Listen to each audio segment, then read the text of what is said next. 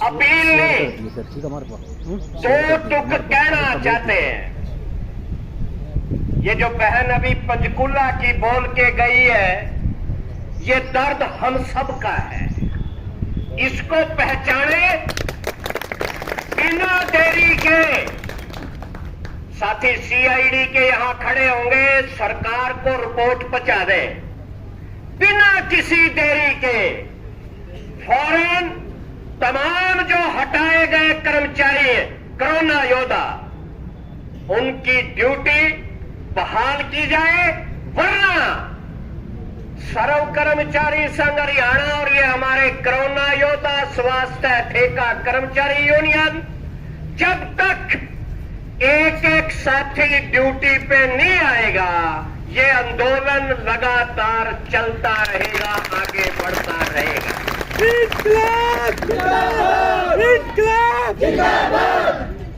सहमत हो इस बात से? हाथ खड़ा करके दो नारे लगाओ फिर।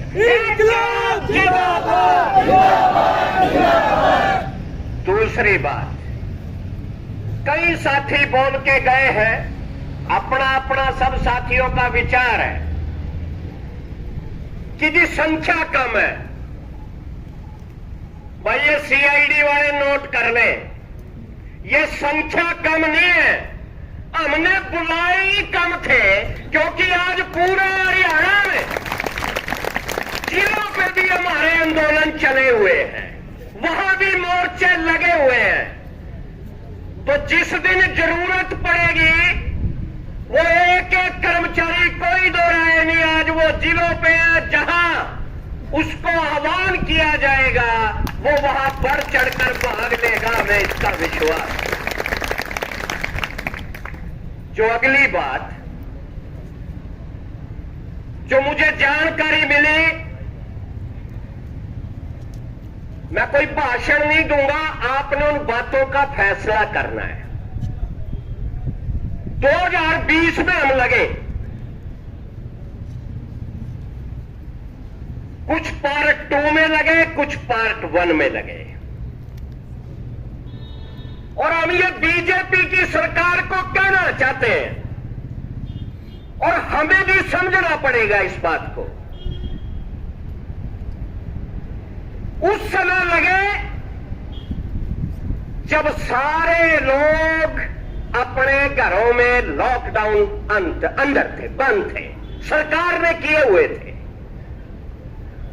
और ये सरकार कर्मचारियों की कमी के चलते जो संक्रमित हो रहे थे हमारी जनता, उनका इलाज नहीं कर पा रही थी। तो संकट की घड़ी में सरकार की लाज बचाने के लिए वास्तव में हमने अपनी जान को हथेली पे रखा, खुद भी संक्रमित हुए, परिवार भी संक्रमित हुए, और बेशरम ये सरकार कई साथियों की तो क्वारंटाइन पीरियड की तनख्वाह भी काट ली इन्होंने, याद होगा आपको।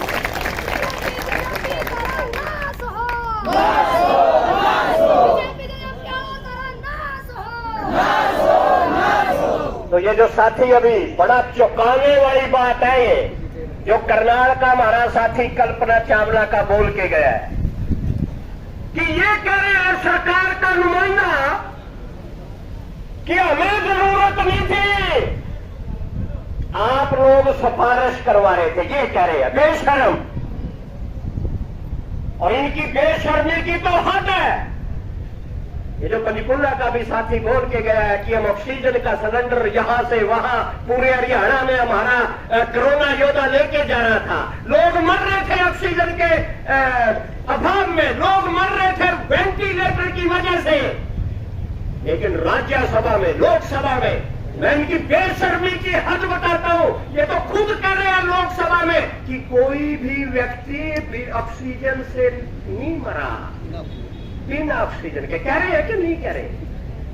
तो हमें भी कह दिया। हम कहना चाहते हैं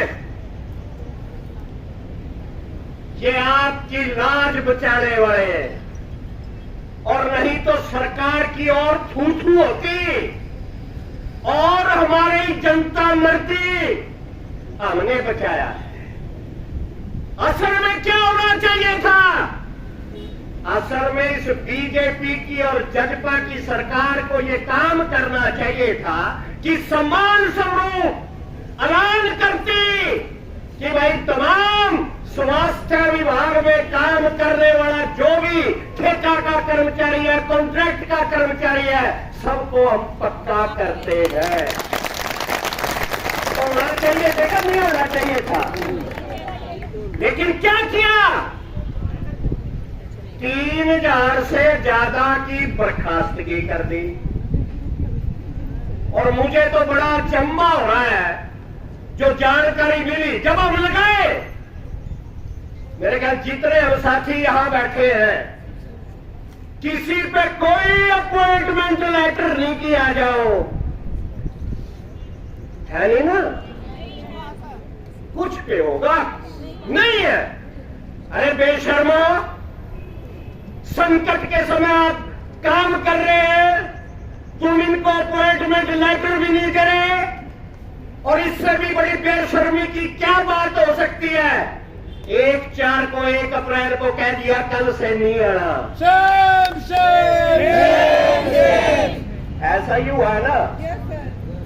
अभी इसके पीछे की जो साजिश है, इस बीजेपी का चरित्र समझिए। ये जो हमारी स्वास्थ्य ठेका कर्मचारी यूनियन है, आज पूरे प्रदेश में आपको मिला के 16-17 हजार कर्मचारी आउटसोर्सिंग पे, कॉन्ट्रैक्ट पे है। 14-15 हजार कर्मचारी एनएचएम के अंदर काम कर रहा है वो भी कॉन्ट्रैक्ट के। उनका भी 1 साल के बाद अनुबंध रिन्यू होता है। आज पूरे स्वास्थ्य विभाग का जो मुख्य कर्मचारी है, जो इस पूरी व्यवस्था को चला रहा है, वो तमाम कॉन्ट्रैक्ट का है, आउटसोर्सिंग का है। पक्के कर्मचारी तो मात्र 6-7 हजार रह गए हैं। तो इन तमाम को अगर हम सारे इकट्ठे हो जाए और ये कहें नौकरी की बहाली भी करो और पक्का भी करो,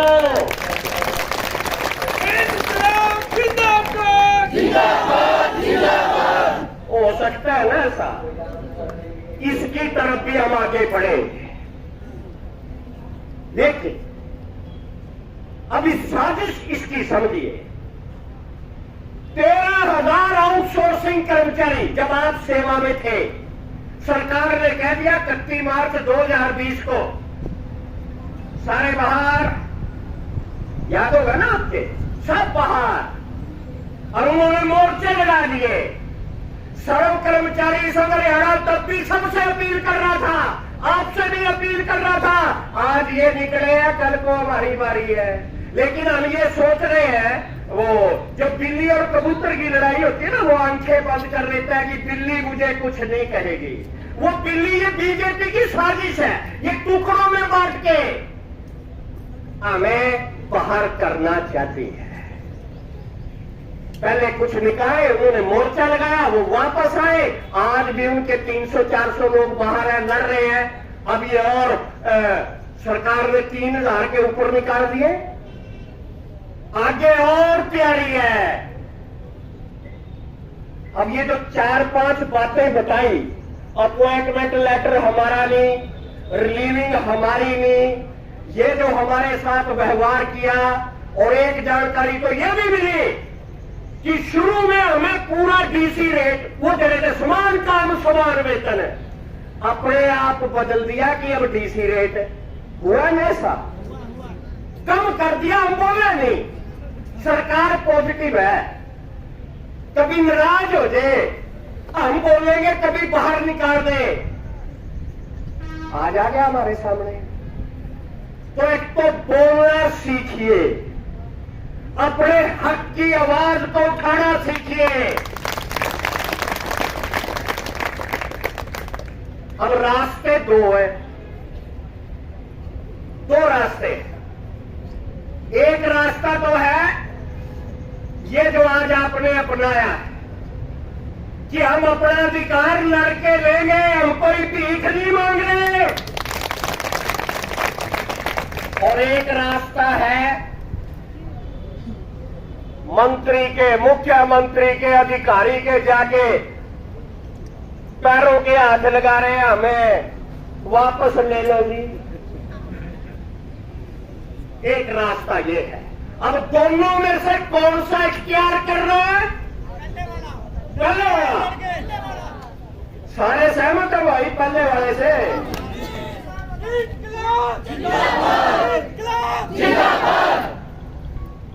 अब आज जब मैं आ रहा था, मैं सुबह आ गया, ये भिवानी वाला साथी मेरे से पहले आया हुआ था।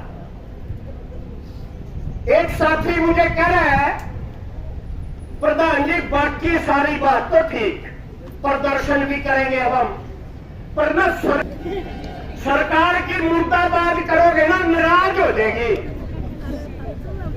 मैं चलो अच्छी बात है जैसा, क्योंकि जब तक हम एक साझे मंच पे नहीं बैठते ना, जैसा जिसका विचार है बुरा नहीं माना मैंने। लेकिन मैं आपसे पूछना चाहता हूं, ये जो हालात मैंने बताए, इन हालात में सरकार की जय जयकार करनी चाहिए क्या? करनी चाहिए क्या? तो यही है वो रास्ता जो आपने अख्तियार किया है। इसके लिए आपको पुनः क्रांतिकारी मुबारकबाद। अब जो बार बार चर्चा हो रही है, अब जो सर्व कर्मचारी संघ का स्टैंड है वो यही है, लड़िए अपने अधिकारों की खातिर, आवाज उठाना सीखिए, पहचान कीजिए सरकार के चरित्र का। अब एक मैसेज आ रहा है आपके ग्रुपों में, वो मुझे भी किसी साथी ने भेज दिया। क्या कह रहे हैं? ठीक कह रही थी वो कमलेश, किसी के चक्कर में पढ़ने की जरूरत नहीं, 4 को ज्वाइनिंग हो जाएगी। हमने कहा वेलकम, हम स्वागत करेंगे, आज कर ले। फिर क्या आया? आज का जो ये कार्यक्रम है, ये हमारा कार्यक्रम नहीं है, अपनी जिम्मेवारी पे जाइए, जो होगा आप जिम्मेवार होंगे। हम तो वो कह रहे हैं, हम तो दिशा निर्देश जैसे होंगे फिर बैठ के कार्रवाई करेंगे, और जो जाएगा, धमकी दी जा रही है, जो जाएगा वो देख ले। तो भाई आप आए हो, स्वागत है, उस डर से निकल के आए हो, स्वागत है। अब फैसला ये आपका है, कोई जबरदस्ती नहीं। सम्मान से अपना अधिकार लेना चाहते हो तो आइए, ये आपका बैनर लगा हुआ है, सर्व कर्मचारी संघ हरियाणा का बैनर लगा हुआ है। अगर ऐसे ही साजिश, मैं दोबारा कह रहा ऐसे करो, एलटी सारे इकट्ठे हो जो और चलते हैं डायरेक्टर के पास, एनएचएम के पास, रेडियोग्राफर इकट्ठे हो जो, थोड़े हैं हमारी हो जाएगी। ये तो स्टाफ नर्सिस तो बहुत ज्यादा है, अलग अलग, यही है बीजेपी की साजिश। इस अलग अलग कैटेगरी वाइज में नहीं आना। अगर हम इकट्ठे रहेंगे 2212 जो सेंक्शन पोस्टों पे है, जिसका बजट बकायदा डीजी हेल्थ सरकार से आया है, और बाकी जो आउटसोर्सिंग का एनएचएम के थ्रू आया है, ये संख्या ये 3200-3300 जो बैठती है, अगर हम एकजुट होके लड़ाई लड़ेंगे, सबको एक कैटेगरी के नो जो भी निकाला सबको वापस लो, इस तरफ बढ़ना पड़ेगा। सहमत जी इस बात से? बहुत धन्यवाद।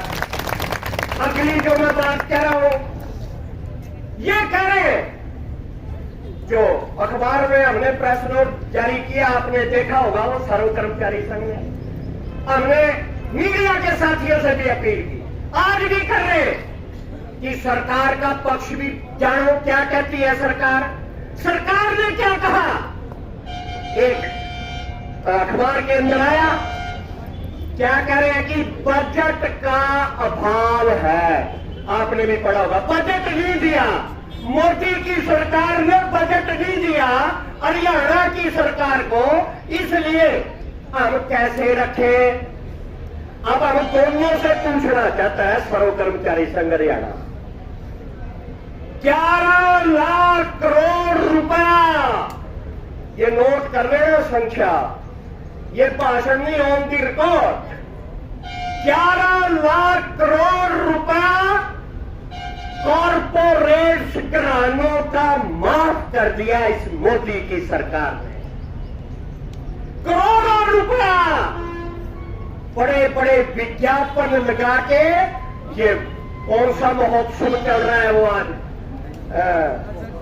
हाँ आजादी का अमृत महोत्सव, महिला सशक्तिकरण, बेटी बचाओ बेटी पढ़ाओ, ये बैठी है बेटियां, करोड़ों रुपए उन विज्ञापनों पे खर्च कर दिए। हमने कैलकुलेशन की, किस 11 लाख करोड़ रुपए में से अगर हरियाणा के अंदर तमाम स्वास्थ्य का जो ठेका का कॉन्ट्रैक्ट का कर्मचारी तमाम रेगुलर हो सकता है, उससे भी कम बजट लगेगा जितना उन पूंजीपतियों का माफ कर दिया।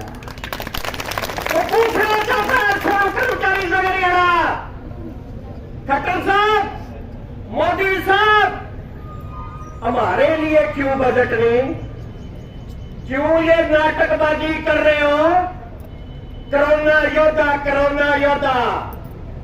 और मुझे तो कुछ जानकारियां मिली, दोस्तों शायद उस समय आप सर्विस में होंगे, पूरे हरियाणा के अंदर 5 स्टार होटल में कोरोना योद्धाओं को सम्मानित किया गया, बुला के आइए, वहां रोटियां खाई गई, हुआ कि नहीं हुआ। हमारा भी किसी का पड़ गया होगा नंबर, भी आज तुम्हें भी सर्टिफिकेट देंगे। होटलों में हुआ है, करोड़ों रुपया वहां खर्च किया गया है। ये तामझाम बंद करो, हम ये कहना चाहते हैं। और दोस्तों और बहनों, अभी जो शर्मा जी हमारे राज्य के नेता बोल के गए वो मेडिकल कैशलेस पे, इससे भी बड़ा संकट है, हमारा रोजगार तो है ही बड़ा संकट। अब आप देखिए, कोई चला जाए हरियाणा सरकार में, हमें जी मेडिकल की सुविधा दो, लंबड़दार जा रहे हैं, कह रहे जी चलो आयुष्मान भव, वो है ना स्कीम, कोई चला जाए सारे आयुष्मान, ये कहां का है, कहां जाएंगे सारे, प्राइवेट में जाएंगे ना। सारी जनता अगर प्राइवेट में जाने लगी, अपने तो फिर CSC, PSC, sub division, district अस्पताल, ये मेडिकल कॉलेज ताले लग जाने हैं। कहां की मांग करेंगे, बहाली करो, तो अपनी बहाली के साथ साथ अपने उन रोजगार के मंदिरों को भी हमें सुरक्षित करना है। अभी क्या देख रहे हैं आप, क्या लड़ाई चल रही है। अरे बच्चों को रोजगार मिलेगा कि नहीं मिलेगा, आज की खबर है, अगर पढ़ी हो आपने, मिलिट्री के अंदर भी कच्चे सैनिक भर्ती किए जाएंगे, मिलिट्री के अंदर 3 साल के लिए। क्यों ऐसा आंकड़ा आया अभी 19-20 के अंदर, तमाम ये जो राजनीति, इसको समझिए, जब तक राजनीति नहीं समझेंगे, अब हमारा रोजगार कच्चा होगा कि पक्का, कौन तय कर रहा है, कौन तय कर रहा है, सरकार। सरकार को कौन चला रहा है, राजनीतिक पार्टियां। आज ये है, कल कोई और थे, आने वाले समय में कल कोई और होंगे। हमारी नौकरी रहेगी या नहीं रहेगी, कौन तय कर रहा है, सरकार और राजनीति। गेहूं का रेट क्या होगा, कौन तय कर रहा है, चीनी का रेट क्या होगा, हमारे बच्चों को शिक्षा कैसी मिलेगी, कौन तय कर रहा है, राजनीति। और उस राजनीति को हमें ये कहा जा रहा है, इससे दूर रहिए, ये हमारा काम नहीं है राजनीति करना। क्यों नहीं भाई, हमें समान काम समान वेतन मिलेगा कि नहीं मिलेगा, राजनीति तय कर रही है, तो हम इसको सीखेंगे। और ये सर्व कर्मचारी संघ साफ कह रहा है, तब को कोई और आपको कहे, हम ये जो कर्मचारी के हित की राजनीति है ये बिल्कुल करते हैं, करेंगे और आगे भी करते रहेंगे। करनी चाहिए कि नहीं करनी चाहिए? और ये हो रहा है। अभी आंकड़े आए 2019-20 के, सीधी सी बात है भाई, जो जिससे फंड लेगा कोई भी पार्टी है उसी के गुणगान करेगा। 2019-20 के अंदर 920 करोड़ रुपया बड़े बड़े पूंजीपतियों ने राजनीतिक पार्टियों को दिया, और सबसे ज्यादा सबका साथ सबका विकास दुनिया की सबसे बड़ी पार्टी बीजेपी को मिला 720 लाख करोड़ रुपया। वही कारण था ये जो किसान बोल के गए हैं कि वो कृषि पे भी अबानी और अडानी, ये सिखा दिया है। किसान आंदोलन में हमें सिखाया ये लड़ाई का रास्ता कि अगर इकट्ठे होते निरंतर संघर्ष चलाएंगे तो जीता जा सकता है, ये नौकरी बाली हो सकती है। इसके लिए कुर्बानी का जज्बा भी होना चाहिए। इससे बढ़िया और क्या भाई कुर्बानी लेंगे? नौकरी से ही बाहर कर दिए, इससे बढ़िया और कुर्बानी क्या लेंगे? हमारी शर्म नहीं आई इनको। तो मेरी तमाम दोस्तों से और बहनों से अपील है, एकता बनो के व्यापक, ये आज मैं स्पष्ट कर देना चाहता हूं। आज की ये लड़ाई नहीं कि एक दिन में 2 दिन में ये हमारा समझौता होकर नौकरी पे ले लेंगे। इसके लिए लंबे संघर्ष के लिए हमें तैयार रहना पड़ेगा, कुर्बानी के लिए तैयार रहना पड़ेगा। 700 से ज्यादा शहादत हुई है किसान आंदोलन में, पता होगा आप तमाम साथियों को। और जो पंजाबी ये सिरसा वाले आए हैं जानते, एक पंजाबी के अंदर एक वीडियो आई थी, एक सरदार जी जब ऐतिहासिक जीत हुई लोग जश्न मना रहे थे, तो सरदार जी कह रहे हैं जी जीत है ना ये मैं पुत खो के हासिल की है, नौकरियां जीतेंगे। नौकरियां बेशक इन्होंने हमारी छीन ली, लेकिन हम आपको वादा करते हैं आप लड़िए, ईमानदारी से आप लड़ रहे हो, आगे इस संघर्ष को बढ़ाइए, जीत निश्चित है, ये मैं आपको कहना चाहता हूं। आज के इस लगातार 2 जगह हम गए हैं और वह जनसभा भी की है। इस सभा के प्रधान जी सर्व कर्मचारी संघ के राज्य के महासचिव साथी सतीश सेठी जी, साथी गुलशन भारद्वाज जी, साथी Rama ji, mechanical worker union के नेता और हरियाणा रोडवेज वर्कर यूनियन के नेता, वे तमाम हॉस्पिटलों से आए हुए मेरे लड़ाकू क्रांतिकारी साथियों, आपको सबसे पहले मैं सर्व कर्मचारी संघ हरियाणा की तरफ से क्रांतिकारी बधाई देता हूं, मुबारकबाद देता हूं। 31 मार्च 2022 को रात को जब साथी सो रहे थे, एक चिंता सता रही थी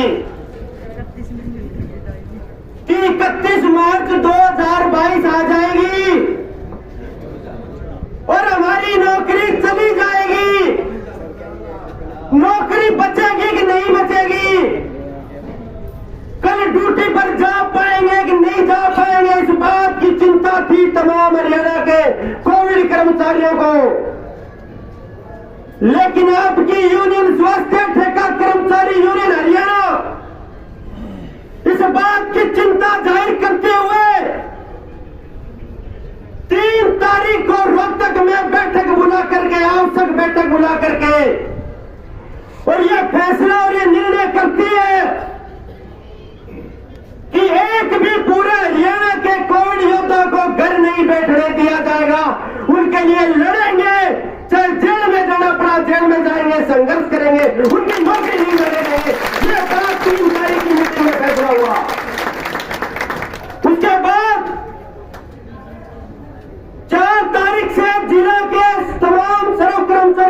नेताओं की राज्य कमेटी की तरफ से ड्यूटियां लगाई गई कि हॉस्पिटल में जाकर के आओ और वहां के स्थानीय प्रशासन को कहो कि ये कोविड योद्धा लावारिस नहीं है, ये हमारे अपने हैं। लेटर पैड पर के लिखे देकर के आओ कि इनकी लड़ाई हम लड़ेंगे। श्रम कर्मचारी संघ के नेता वहां गए और 7 तारीख की योजना बनी। 7 तारीख के इस सफल कार्यक्रम के लिए मैं आपको क्रांतिकारी बधाई देता हूं साथियों।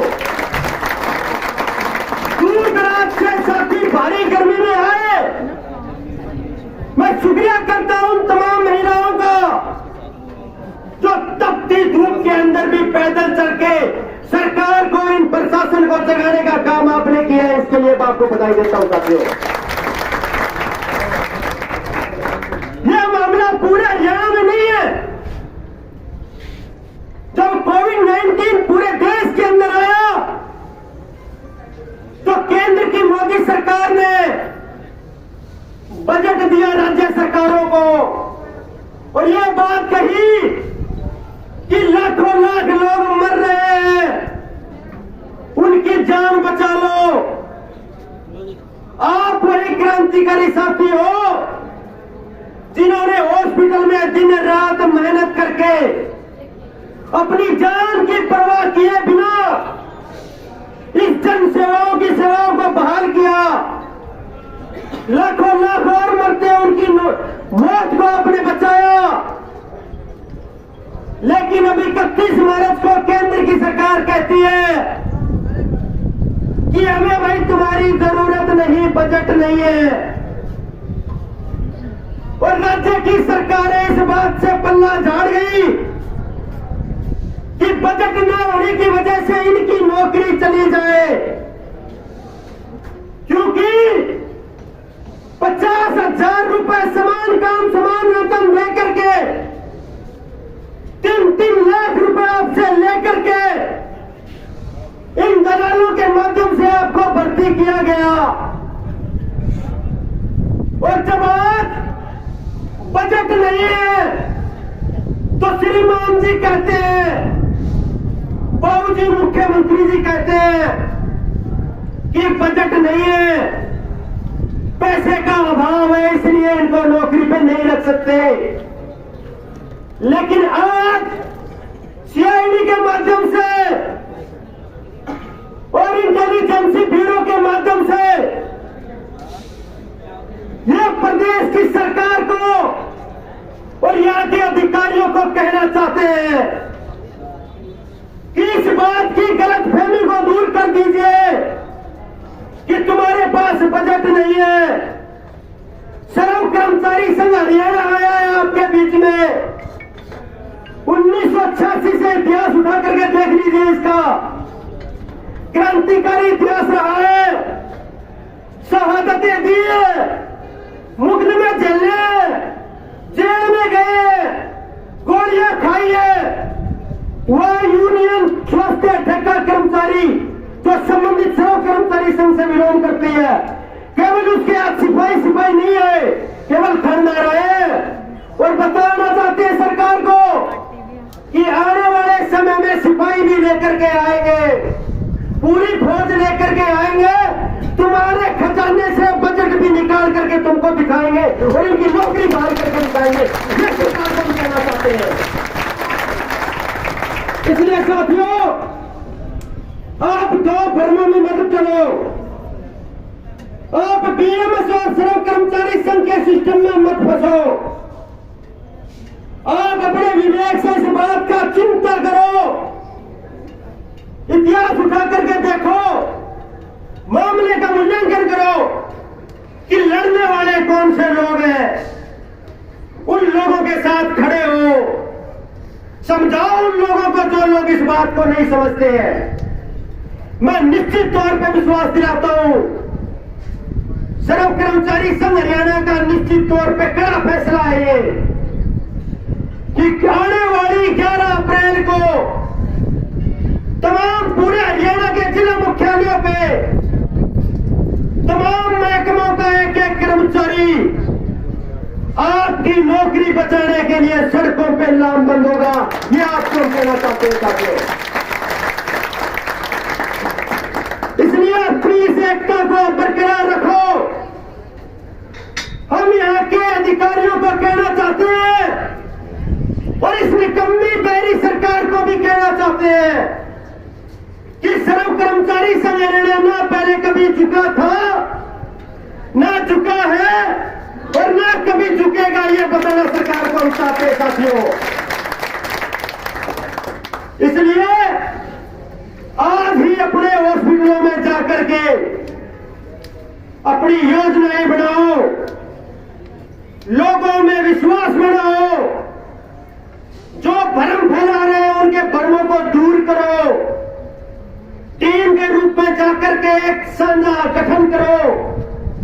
चाहे आपके साथ काम करने वाला आपका रेगुलर फार्मासिस्ट क्यों ना हो, चाहे नर्स क्यों ना हो, चाहे आशा वर्कर क्यों ना हो या क्लर्क स्टाफ क्यों ना हो, उन तमाम के बीच में जाके धरातल स्तर पर आप ये बात करो, कमरे में ले जाकर के उनकी मीटिंग करो।